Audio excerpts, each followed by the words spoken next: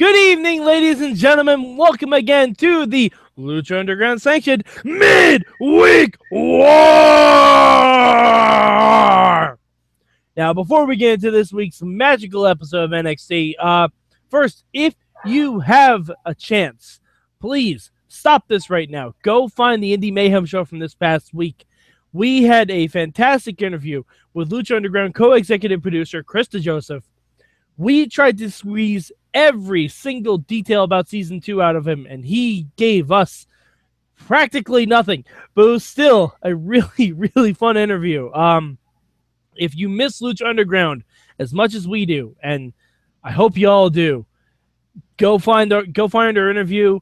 It's fantastic. It was a lot of fun. Chris was a really, really good guy, and when we have a date for Lucha Underground, we expect to have him back soon. He listens to the Midweek War. So should you.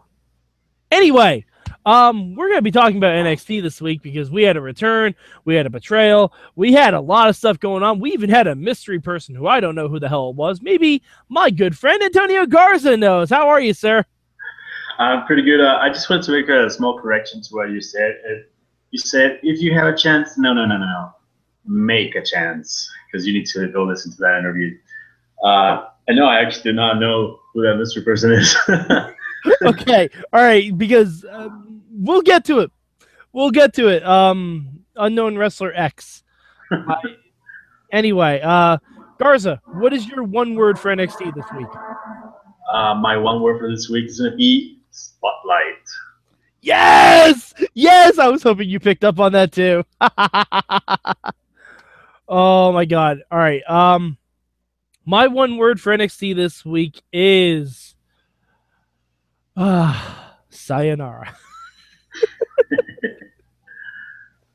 All right. So Garza, what was your good for this week? And I think I know what it is.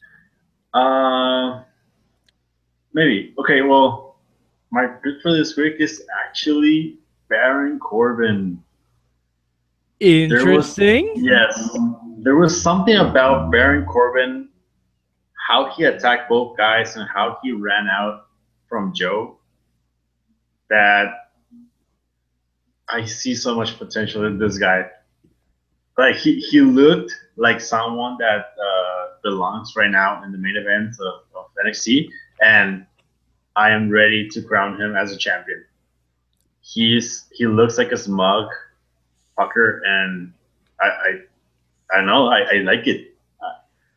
I like it. I think Breaking Ground helped me a lot on liking Baron Corbin and his character. Huh. Yeah. Okay. All right, because Breaking Ground did the exact opposite for me, but all right. I mean, I still like what Baron Corbin did this week. I thought that was great. My good this week is Mr. Joey Samoa Joe. Because not only did Joe wait until Baron Corbin had beaten everyone down, he grabbed Finn Balor and an homage to the Dark Knight Returns, just grabbed Balor and said, "I did this to you," and gave him a huge ass muscle buster. I'm like, oh shit. Okay. Like, I totally buy Samoa Joe as a older, grizzled Batman and Finn Balor as the Superman Wunderkind. I'm okay with everything about that, especially if Baron Corbin happens to be a one-armed Oliver Queen. I'm all right with every single aspect of this, and I hope it continues. I don't know who Apollo Crews would be. I guess technically Robin, but okay. We'll go with it either way. I'm fine with everything that's going on right now. I have a before we get to our bad, legitimate question. Has there been a bad NXT title match? I was trying to think of this last night because Crews and Balor had a fantastic match before that ending, but it was so fun. I actually think this has been the worst one in a long time.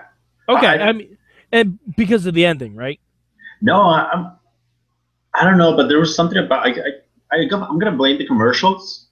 Okay. But there was something that made me feel really underwhelmed, considering this was the first time that these two guys are fighting each other, and just the level of talent. I felt like I think this should have been as good as Sami Zayn versus Neville the first time they fought, and it wasn't. I just felt on the world. I don't know if it's the build up. I don't know if it's the commercials like breaking the momentum every 3 minutes, but there was something I felt on the world. But I do agree. I mean, it was a good match. Just like you said, probably in a long time there hasn't been something. Is it because there was no Demon Balor? No, because I'm not a fan of Demon Balor. Okay. So, oh, by the way, non-Demon Balor got a new entrance. Yeah, with all smoke and shit. I liked it. I love the jacket. Yeah, and also, since you mentioned it, your one word, the big fight feel a spotlight, Michael. Yeah, so good. Yeah. Why don't we do that all the time for every big match? Not only big match. Why don't they do that for the main roster? I know, like it worked so well. Yeah, and like it was just like the lights came down, and we're like, oh, some shit's about to go down. Yeah, yeah, and like this is something that I've always praised from TNA, from Ring of Honor, when they do their big world title matches. They do try to have like Jerry Borash or whoever's in Ring of Honor like stand in the middle of the ring and present. Yeah. This is like a legit fight. Like this is not storyline driven. Like this is a legit fight. They do that in WWE too. No, they do sometimes, but I mean, it doesn't feel so big. Yeah, like this one did. I guess like this one felt like holy shit. We're about to see something unique and beautiful. Mm-hmm. Yeah. So yeah, the spotlight thing, I loved it.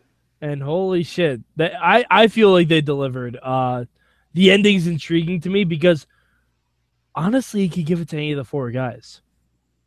Yeah, you really could. And the best part is, if they do some kind of a four-way, you don't have to have the Demon lose. Mm-hmm. Because that's one thing that they haven't pulled the trigger on yet. The Demon Balor does not lose. But if Demon Balor's in a four-way match, doesn't have to be involved in the decision. I'm wondering if they're going to build forward for a UK or just Balor versus Joe. I wouldn't be surprised if the injury to William Regal kind of made them change plans a little bit.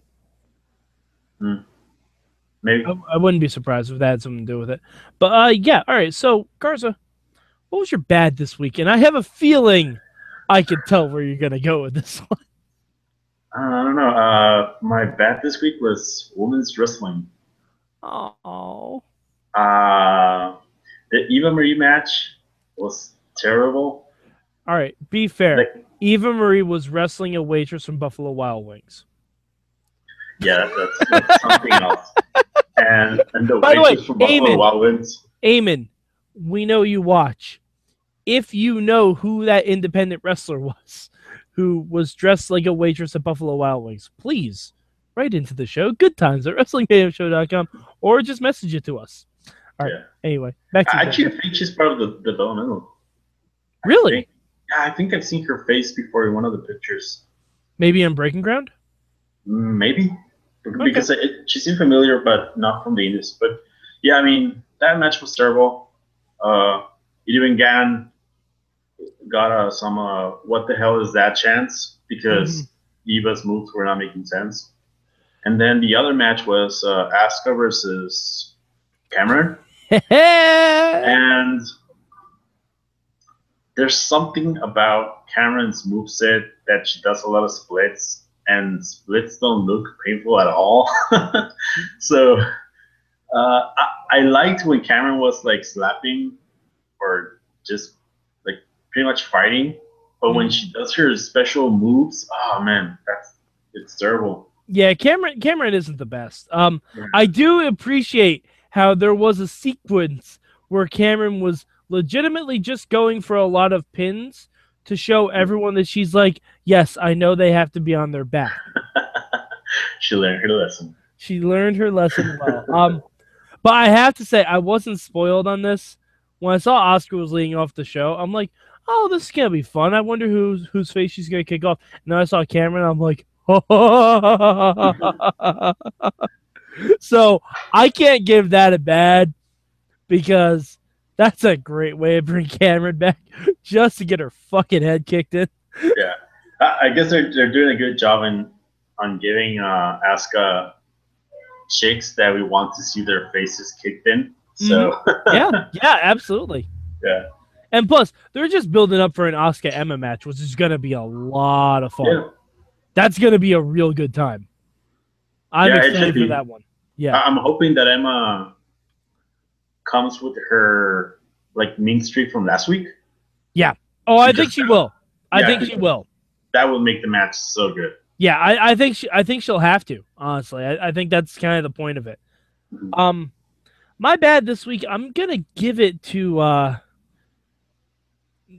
Dash and Dawson's Logic. Go ahead. All right, now, no, not to say that their promo was bad because their promo was actually pretty decent. They talked about taking out Enzo and Cass, which was fine. It was great. But then they rolled out a wheelchair. Yeah, I hated that. Which I'm like, okay, first of all, Kevin Owens did this better when he started getting people to chant "Get the stretcher." Secondly, there's 2 Vaudevillains. You will need 2 wheelchairs. if that is your intended purpose, you will need 2 wheelchairs, and you should have one for Aiden and one for Simon. But I mean, it's gonna be fun seeing them against the Vaudevillains next week. I think that's gonna be a fun match. It wasn't the best tag team promo of the week. That clearly goes to our boys, JJ and Gable. Holy shit, man! All right, I have a question before we get into the change. Did they just hint at a feud with the world's greatest tag team? Do you think we might do that? I didn't take it as a hint of a feud. I took it like straight up. We're gonna steal their name, and we're now gonna be called the greatest tag team in the world. But goddamn, could you imagine if they just flew Benjamin and Haas out to the UK for Takeover UK, and it's Benjamin and Haas versus Gable and Jordan? Oh man, I would. Oh, please, Bill Regal. I know you're listening. I step forward after my roles, so I listen to you. Please listen to me. Do this one thing. It would be so good. You know it would be. All right, Garza, what would you change about NXT this week? My changes. I saw the Vaudevillains promo, and they're really, really good at talking, particularly Simon. Yeah. To a point where I started thinking, these guys need to change their gimmick to something that I guess it's more usable on the main roster. And because Simon was so good at talking, so I guess my change is like just I guess kill the gimmick that they have and give them something more. Something that has more longevity in the main roster, because they're so good at talking. Like I love how Simon talked. Like it even came to my idea. Like, you know what? Make Simon a 2015 Eddie Guerrero, because I mean he kind of looks like him and he can talk. So that's my change. All right. I mean, I think they can evolve the gimmick. They can evolve the gimmick, definitely. Yeah. I think they can evolve it to a point where it's palatable for the main roster. Yeah. Like I don't think if they make their debut on the main roster, you're gonna have them come out with squires and ladies, debonair. Like I don't think you're gonna have that on the main roster, but you can update it to where they're just like modern gentlemen. Yeah, that's how it should be. I think that would be the way to go with it. Yeah, because I mean, they're way too gimmicky that in the main roster they would be attacking jobbers. Oh yeah, they would be laughed at immediately, kind of like the Ascension is. Mm-hmm. Yeah, exactly. Yeah. Exactly. My change this week would be the direction that Gable and Jordan are going in. If I were them, I would not want to challenge the Ascension. because the Ascension are horrible. Yeah. If I were Gable and Jordan, I would have called up Bailey and said, "Hey, you need partners against Blake and Murphy. Are you ready, willing, and Gable?" Because that would be fun. Yeah. Because right now, Jordan and Gable are on the cusp of becoming faces anyway. Wrestling the Ascension isn't going to make them any less facey. So why not just go the full 9 and instead of using the hype bros against Blake and Murphy, use Jordan and Gable? The only thing I have to say against that is that I would probably have a mental breakdown because I cannot cheer for Jason, Jordan, and Gable at the same time shout and make death wishes for Bailey. So oh come on, death wishes. It doesn't work for me. Even I don't wish death on TNA. I'm pretty sure you've had it. No. I wish for the company to end so those guys can get better jobs. I never wish for death. Maybe on Shira. Yeah, I guess. No. No, but don't you think Jordan and Gable are a better choice than the Hype Bros, though? For Bailey's character, no, but for the storyline, yes. Okay. All right. I mean, unless this turns out where Blake and Murphy just beat the shit out of the Hype Bros, and Bailey's like, well, I guess I have to find new help. Which is a total possibility. Yeah, it's definitely a way to go. Yeah. It's that because I mean, I know they want to steer clear of the Vaudevillains because Vaudevillains, Blake and Murphy, we've run that well dry. We're done with that. But yeah, I mean, I guess they could do that. I think if you really want to build Bailey a lot more than Shuri is, I would definitely have Banff destroy the Hype Bros and Bailey actually overcome the odds of fighting a girl with his voice. And Bailey's the one that pins like Blake. Yeah, or just when they actually do the title match of Alexa versus Bailey, like Bailey takes on Alexa with interference and she still wins. I think that would really do a lot for Bailey. Oh, well, I think that's gonna happen anyway. None of the Hype Bros are there to even things out. Yeah, okay, I guess that's true. Alrighty, so Garza, where would you rank NXT this week?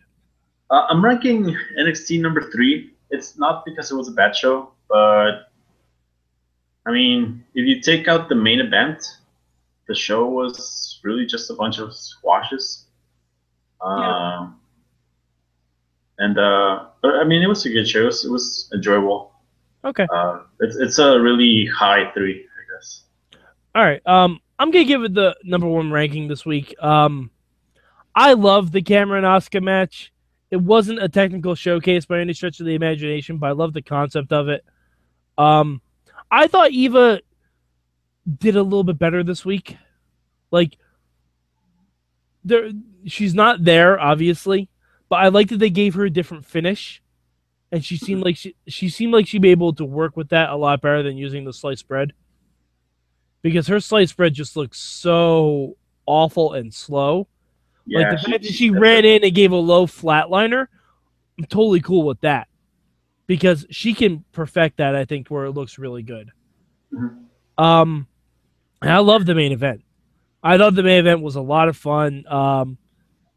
Basically, because I was wondering what they were going to do with it. Because it's Finn and it's Cruz, and Finn's like the champion, Cruz is undefeated, so they had to work around it. And Baron Corbin just came in like a house of fire and just ran roughshod over everyone. It was awesome.